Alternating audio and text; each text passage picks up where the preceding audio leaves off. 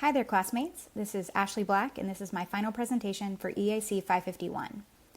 For my research study, I wanted to explore the impact of implicit bias training on diversity in the workplace. The inspiration for this research study came from current events that are happening right now, and the racial injustice and pain that our world is experiencing.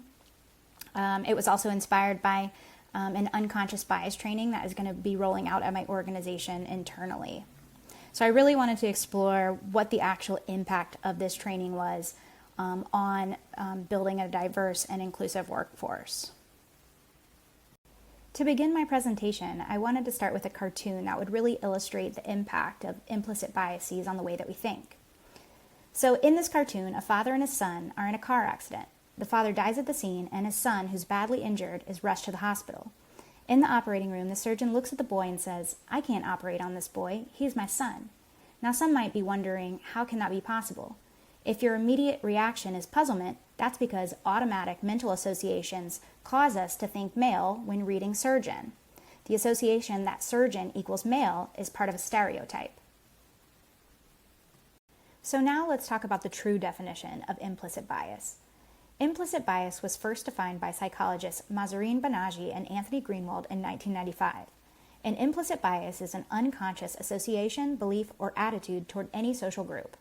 Due to implicit biases, many people often attribute certain qualities or characteristics to all members of a particular group, a phenomenon known as stereotyping. It's important to note, though, that implicit biases exist at the unconscious level, whereas explicit biases and prejudices are intentional. So why is implicit bias important to this study? Well, the less biased recruiters are, the greater likelihood there is for them to recruit and hire more diverse candidates. And research has proven that diversity in the workplace has a multitude of benefits. One such benefit is greater financial returns.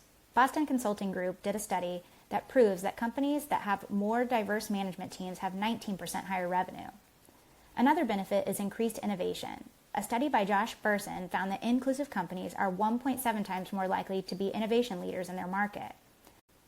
3 other benefits include diverse perspectives, greater employee retention, and better decision-making. In fact, in a white paper by Cloverpop, a diverse team of people outperformed individual decision-makers 87% of the time when it came to making business decisions. And this leads me to my problem statement. If organizations don't start implementing diversity training initiatives to decrease implicit biases in the hiring process, thus increasing workplace diversity, then companies could face poor financial returns, lower employee performance, and decreased innovation. So, the purpose of this research is to conduct a quantitative study to examine whether requiring recruiters at a small medical device company to complete implicit bias trainings results in reducing their implicit biases, thus leading them to recruit and hire more diverse candidates.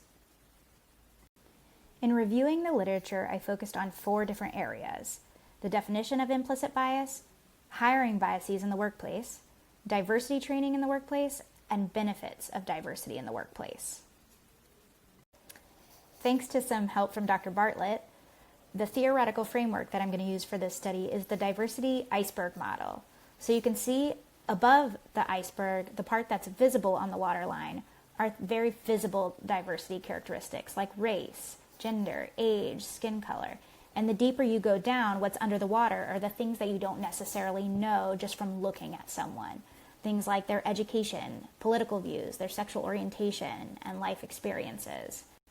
So the instrument I'm going to use in my study is Harvard's Implicit Association Test.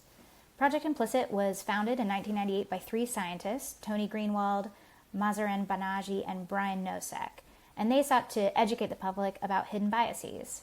So this implicit association test is a measure within social psychology designed to detect the strength of a person's subconscious association between mental representations of objects in memory.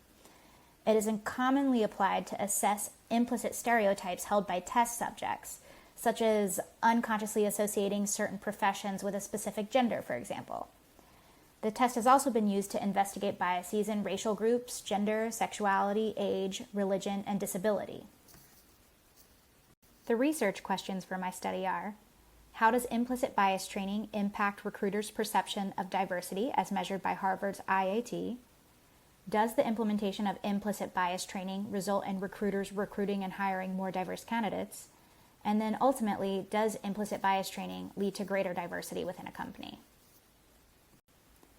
My research design is going to be a quantitative study, and it's going to be considered pre-experimental because it does not have a control group that I'll be able to compare with an experimental group. The design approach is going to be a one-group pre-test and post-test. The sample population for this study is a group of 10 recruiters in a 2,700 employee medical device company in San Diego, California. So the data collection and analysis for this study is actually going to be pretty straightforward. First, we're going to measure implicit biases of these recruiters using the Harvard IAT test. Then there's going to be an intervention, and participants will receive a half-day workshop on implicit bias. Then afterwards, we're going to measure their implicit biases again using the Harvard IAT test, and then we'll compare results between the two. So the true goal of this study is to really prove the value of diversity training in reducing hiring biases within organizations. I really want to illustrate how important diversity training is, especially in today's world and global climate, so that companies will continue to implement these types of initiatives to reduce bias across organizations and ultimately build a more inclusive and diverse workforce. So there are several limitations, one of them being the limited sample size. I'm only working with about 10 recruiters in one small medical device company in San Diego, California. Another limitation is that there's no control group. So there's not going to be a group that is not going to attend this training to which I could compare results on the Harvard Implicit Association test against. And lastly, the validity of this instrument has been called into question by some researchers. So I do have several recommendations for future research to expand upon this study. One of them is I recommend that a longitudinal study be performed to examine the company's diversity statistics over time. This would allow us to really see the impact of this implicit bias training over a longer period of time. This study could also be expanded by including job titles other than recruiter, and also examining other companies in a variety of different industries. It'd also be cool to expand this study into different countries as well. And that's it. So here are a list of my references. Also, I thank you so much for listening, and I welcome any suggestions to help improve my study. I definitely welcome any feedback that you all have. So thanks so much.